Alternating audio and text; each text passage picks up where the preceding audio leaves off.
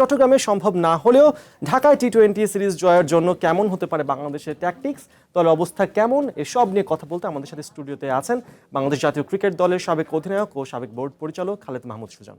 সুজন ভাই, আপনাকে স্বাগত। ধন্যবাদ আপনাকে। আমরা তো একটা ভালো মোমেন্টামে ছিলাম, তো হাউ আনফর্চুনেট ইজ ইট যে এরকম মোমেন্টামে থেকেও আমরা টি-20 সিরিজের শিরোপাটা চট্টগ্রামে হাতে তুলতে পারছি না, যদি কিনা বৃষ্টিতে ম্যাচ পরিত্যক্ত হয়। না, সত্যি কথাই হতাশা যে কিন্তু আপনি মানে কিছু করতে পারবেন না, আপনি আবহাওয়ার উপরে তো আপনার হাত নেই। বাট খেলা হলে ভালো হতো, যেটা আপনি বললেন যে দারুণটা মোমেন্টামে ছিল দল, যেভাবে আমরা খেলেছি, যেভাবে আমরা শেষ করেছি, আমরা গর্ব করতেই পারি যে আমাদের ইয়াং ছেলেরা মানে দারুণ ক্রিকেট খেলেছে। আমি বলি স্পেশালি হৃদয়, শামীম এবং ইমন যেভাবে ব্যাটিং করলো একদম টি-20 মেজাজে, সত্যি কথা বলতে লুকস ভেরি গুড যে আমরা খুব একটা পজিটিভ স্টার্ট টি-20তে অনেক দিন পর, প্রায় 14-15 মাস পরে টি-20 খেললাম এবং উই রিয়েলি ডান ওয়েল। ঢাকায় যে উইকেটে আমরা ওয়ানডে খেললাম, দুটো ওয়ানডে খেললাম, লো স্কোরিং ম্যাচ ছিল, তারপর বাংলাদেশ ওখান থেকে একটা ম্যাচ বের করতে পেরেছে। চট্টগ্রামে যে হাই স্কোরিং ম্যাচগুলো আমরা দেখতে পাচ্ছি, তো এই যে কন্ডিশনের চেঞ্জটা হচ্ছে বাংলাদেশের জন্য এই কোপ আপ করাটা কতটা ডিফিকাল্ট ছিল, বিশেষ করে আমাদের ব্যাটার যারা কিনা শেষ টি-20তে এরকম রুদ্র আমাদের দেখালেন। বেসিক্যালি চিটগের উইকেট তো এমনিও ব্যাটিংয়ের জন্য ভালো, আর খেলাটা টি-20, এখানে মানে এগ্রেসিভ খেলা হবেই। তো 180 যে রানে আমরা ডিফেন্ড করেছিলাম, হয়তো আরও কিছু রান কম দিতে পারলে ভালো হতো, বাট আমার মনে হয় তারপরে বোলাররা ডান ওয়েল, আমি বোলার প্রিটি ওয়েল, এবং 183 রান মানে 82-83 run is not that bad. তা এবং আমরা যেটা ছিল যে বাংলাদেশ এরকম বড় রান সহজে চেস করতে আমরা পারি না, বাট 3 উইকেট পড়ে যাওয়ার পর উই কিন্তু আন্ডার প্রেশারে ছিলাম। যেভাবে হৃদয় কাউন্টার অ্যাটাক করলো ইনিশিয়ালি এসে, দ্যাট ওয়াজ ফ্যাবুলাস। আর তারপর তো বাকিটা ইমন এবং শামীম যেভাবে শেষ করলো খেলা, সত্যি আমি মনে করি যে উই রান রিয়েলি ওয়েল। যে 2 ওভার আগে 182-83 রান চেস করা, এটা আমাদের জন্য একটা খুব positive sign going forward to next games in টি-20। আমরা যদি আমাদের বোলারদের কথা বলি, যে রিপন মন্ডল, শরীফুল, তারা যেভাবে ম্যাচে বল করে গেছেন, যদিও এই উইকেটে রান মানে ডিফেন্ড করাটা বা রান আটকে রাখাটা এই কাজটা খুবই টাফ, বাট তাদের বোলিংটা কেমন লেগেছে আপনার কাছে, বিশেষ করে রিপনের বোলিংগুলো? না, আমি মনে করি যে রিপন তো মানে নতুন একদম, বাট আমার মনে হয় যে ওর মধ্যে দারুণ অ্যাবিলিটি আছে। সুতরাং এটা ওর ফার্স্ট ম্যাচ, আমরা ওকে একটা পাস দিতেই পারি যে এর পরের ম্যাচগুলো যত খেলবে তত শিখবে, ডেফিনেটলি আরও ভালো এক্সিকিউট করতে পারবে হয়তো বা ম্যাচে। ওর ডেপথে ইয়র্কার মানে ভালো, সবাই আমরা জানি সেটা। তো ইনশাল্লাহ এগুলো আস্তে আস্তে হবেই হবে, বাট আমি মনে করি ছেলেরা ভালো বল করছে সত্যি কথা বলতে। And Rishad was outstanding. মাঝখানে কিন্তু খেলাটাকে আমরা হয়তো নিউজিল্যান্ড যদি 210 করতে অবাক হওয়ার কথা ছিল না, ওই খেলাটা পুরো মাঝখানে ধরে রাখছে রিশাদ আমার মনে হয়। সুজন ভাই, আমরা তো বারবার বলছি যে আমাদের ব্যাটাররা যে পারফর্ম করে যাচ্ছে, এটা আসলেই অ্যাপ্রিসিয়েট করার মতন। বিশেষ করে ইমনের কথা যদি বলতে হয়, তিনি পিএসএলে দারুণ খেললেন, দেশে কামব্যাক করেও দারুণ খেলছেন এবং লাস্ট টি-20তে ভালো মানে ফিনিশিং রোলটা দারুণ প্লে করেছিলেন, বাট আনফর্চুনেটলি আউট হয়ে যাওয়ার ফলে আসলে ম্যাচটা বের করে আনতে পারেনি। কথা হচ্ছে যে ইমনের জন্য এই যে টি-20 মেজাজে খেলাটা, তার এই যে দায়িত্ব নিয়ে দলকে শেষ পর্যন্ত নিয়ে যাওয়ার, এটা কতটা আসলে আপনাকে মুগ্ধ করছে? না, আমি মনে করি যেরকম খেলা খেলে ওই খেলাটা আমাদেরকে ব্যাকআপ করা উচিত, কারণ আপনি প্রতিদিনও হয়তো বা সাকসেসফুল হবে না, but that doesn't matter. But ও যেদিকে ব্যাটিং করবে আমরা যে কোনো দিন যে কোনো বড় রান চেস করবো। সুতরাং আমার মনে হয় যে এরকম প্লেয়ার থাকাটা মাঝখানে খুবই ইম্পর্টেন্ট, যে মোমেন্টামটা পুরো চেঞ্জ করে দেয়। আপনি লাস্ট ম্যাচও দেখেন নেমেই 6 মারলো। সুতরাং আমার কথা হলো যে ওর এই যে ফিয়ারলেস ক্রিকেট, এই ফিয়ারলেস ক্রিকেটটাকে আমাদের সাপোর্ট করতে হবে টি-20 যদি আমরা জিততে চাই। কারণ আপনি এটা বলতে পারবেন না আবার অতিরিক্ত শট খেলে মেরে আউট হয়ে গেল, এই কথাগুলো বলা যাবে না। ওকে ওর মতন খেলতে দিতে হবে, লেট হিম ব্যাট। ও যাতে সাবলীলভাবে স্বাধীনতা নিয়ে ব্যাটিং করতে পারে, এটা খুব ইম্পর্টেন্ট। সবাই একরকম হবে না, কেউ থাকবে গ্রাফটিং করে ম্যাচ বের করে নিয়ে যাবে। টি-20 যে আপনার গ্রাফটার লাগবে সেটাও না। আমি হৃদয়কে খুব ইম্পর্টেন্ট পজিশন দিব এখন টি-20তে, যেমন ও যেহেতু মিডল অর্ডারে খেলছিলাম 4 নম্বর পজিশনে, ওর যেভাবে রোল প্লেটা লাস্ট ম্যাচে রোল প্লে করলো, যে খেলা শেষ করলো, আমার এই রোলটা হৃদয়েরই থাকা উচিত। বাকি ইমন কিংবা শামীম এরা ওদের এগ্রেসিভ মানে যে একটু বেশি রিস্ক নিয়ে খেলবে, হৃদয় এটাকে ম্যাক্সিমাইজ করবে সত্যি কথা বলতে গেলে। আর উপরে দিয়ে তো তামিম, সাইফ, লিটন আছেই, তিনজনই অ্যাবিলিটি দারুণ ভালো।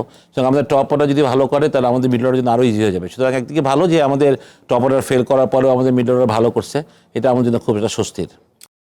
ইমন তো ফ্যাবুলাস, তবে আমাদের ওপেনিংয়ে যে প্লেয়ারটা রয়েছে তারা কত ডেলিভার করতে পারছে সেটা নিয়ে আবারও ফিরছি খালেদ মাহমুদ সুজনের কাছে। ওপেনিং নিয়ে আপনি ঠিক একটু আগে বলছিলেন, যদি টপ অর্ডার আমাদেরকে সেই রান টেনে দেয়, মোমেন্টামটা এনে দেয়, তাহলে আমাদের পরের ব্যাটারদের জন্য জিনিসটা ইজি হয়ে যায়, বাট মিডল অর্ডার সেটা ক্যারি করছে। এখন কথা হলো যে আমাদের তানজিদ তামিম রয়েছেন, সাইফ হাসান রয়েছেন, এরা তো ভালো করছেনই। তানজিদ তামিম ওয়ানডেতে মানে দাপুটে পারফরমেন্স দেখিয়ে যাচ্ছেন, বাট এই যে টি-20 ম্যাচেসটা ধরে রাখা, সেখান থেকে বড় স্কোর করা, এটা কেন ধারাবাহিক হচ্ছে না? হবে আমার মনে হয় যে এটা তো আমাদেরকে একটু মানে ধৈর্য ধরতে হবে। দুজনেই সাইফ এবং তামিম দুজনেই খুব অ্যাটাকিং প্লেয়ার, বাট এই ফর্মেটে আপনি যেটা হবে যে আপনি যখন অ্যাটাক করবেন বেশি তখন আপনি আউট হবেনই। মানে আপনি এটা হবে যেটা ফেলিয়ার হবে, সাকসেস হবে, সবই হবে, কিন্তু খুব কনসিস্টেন্সি হবে না। সাকসেস রেটও কন্টিনিউয়াস হবে না, ফেলিয়ার রেটও কন্টিনিউয়াস হবে না। তা আমার মনে হয় যে ওদেরকে আমার মনে হয় দুজনেই খুব সাবলীল, এবং সবচেয়ে বড় কথা আমি পছন্দ করি যে right hand left hand right combination আছে, সেটাও খুব একটা বড় ব্যাপার। লাস্ট ম্যাচে যেমন তাইমের কাছে মনে হচ্ছে তাইমের ব্যাটে বলে ঠিকমতো লাগছিল না, টাইমিং হচ্ছে না, এটা হতেই পারে একটা প্লেয়ার একদিন। বাট আমি খুব কনফিডেন্ট যে সাইফ, তামিম, টপরের আমাদের যে লিটন বা সবাই যারা আছে তারা কোয়াইট ক্যাপেবল, সবাই ক্যাপেবল প্লেয়ার্স।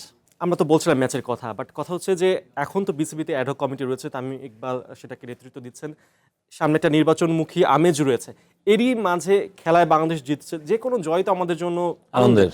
কথা হলো যে এই জয়টাকে আসলে ফিল করা যাচ্ছে এত ব্যস্ততার মাঝে, নির্বাচনমুখী একটা পরিবেশ রয়েছে। অবশ্যই বাংলাদেশ ক্রিকেট খেলা হলে তো মাঠে তখন আর এগুলো চিন্তা থাকে না, খেলা তো প্রায়োরিটি, ঠিক না? বাংলাদেশ ক্রিকেট টিমের একটা খেলা মানে সারা দেশের মানুষের জন্য দারুণ একটা ব্যাপার, সবাই মুখিয়ে থাকে খেলা দেখার জন্য, ছেলেদের খেলা দেখার জন্য। সুতরাং যখন খেলা হয় তখন আসলে এই নির্বাচনের আমেজ থাকে না, তখন খেলাটাই ইম্পর্টেন্ট রোল প্লে করে আসলে।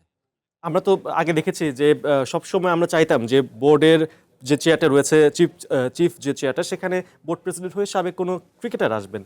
এটা নিয়ে অনেক আলোচনা হয়েছিল, বাট দুটো সাবেক ক্রিকেটারকে আমরা দেখেছি, ফারুক আহমেদ, বুলবুল ভাই, তারা আসলেন, বাট মানে সাকসেসফুল যেটাকে বলে সেটা তারা হতে পারেননি। সো আমরা যেটা বলছিলাম যে সাবেক ক্রিকেটার আসলে আমাদের ক্রিকেটের উন্নতি হতে পারে, তামিম ইকবাল সেই চ্যালেঞ্জটা নেওয়ার জন্য কতটা রেডি আছেন? আহ, আমার মনে হয় রেডি আছে। মানে এখন তো অ্যাডহক কমিটিতে লিড করছে এবং আমি মনে করি খুব ভালোই করছে, এবং টাইমে যেরকম চিন্তাভাবনা আছে in for future Bangladesh cricket, আমার খুব ইতিবাচক কিছু ওর প্ল্যানিং আছে, চিন্তাভাবনা আছে।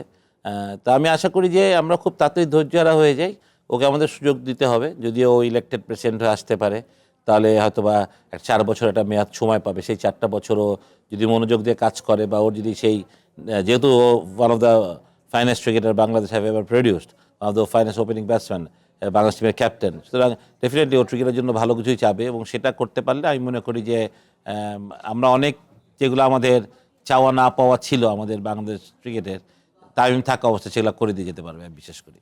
তামিম ইকবাল তো আপনাকে ইনভাইট করেছিল, বিসবিতে আপনি গিয়েছিলেন, কথাটা কি নির্বাচন নিয়ে হয়েছিল নাকি? না না না, এইসব নিয়ে আমার সাথে কোনো কথাই হয়নি। এমনি গেলাম, বললাম, ক্রিকেট নিয়েই কথা হলো অনেকক্ষণ। ওর ফিউচারও জিজ্ঞেস করছিল, শুরু ভাই কী কী করলে ভালো হবে, কী করছে না করছে এগুলো জানলাম। আমি বললাম ভালো, আমি খালি এনকারেজই করলাম যে না, যেগুলো ডিসিশন নিচ্ছে ভালো নিচ্ছে। একটু ছোটোখাটো কথা হয়েছে যে ফিউচার ক্রিকেট কীভাবে করা যায়, যেহেতু আমি ডেভেলপমেন্টে ছিলাম, এত বছর ছিলাম, সুতরাং আমাকে জিজ্ঞেস করলো যে আপনি এখানে কী প্ল্যানিং করলেছিলেন, কীভাবে করেন, বা কী চান যে করলে আরও বেটার হবে, যেটা আপনার সময় আপনি আরও কিছু করতে চান, করতে পারেননি।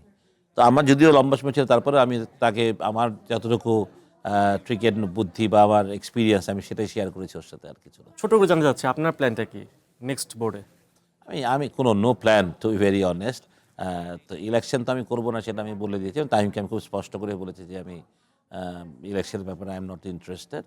অ্যান্ড তো because enough is enough, but আমার যেহেতু আমার প্রফেশনটা ক্রিকেট, আমি কোচিং করি, আমি সব কিছুই করি, আমি ম্যানেজমেন্টও করি, তো যদি আমার কোনো সাপোর্ট তামিম চায়, আই উইল লুক ইনটু ইট, দেখা যাবে, সেটা এখনই চিন্তা করছি না কিছু নিয়ে। সেটাই আসলে আমরা না বললেও হবে, আপনি তো সবসময় ক্রিকেটের মানুষ, ক্রিকেটের সাথেই থাকবেন, সেটা বোর্ডে হোক বা বোর্ডের বাইরে হোক। আপনাকে শুভকামনা অনেক, এবং একই সাথে ধন্যবাদ আমাদের সাথে থাকার জন্য। আপনাকে ধন্যবাদ।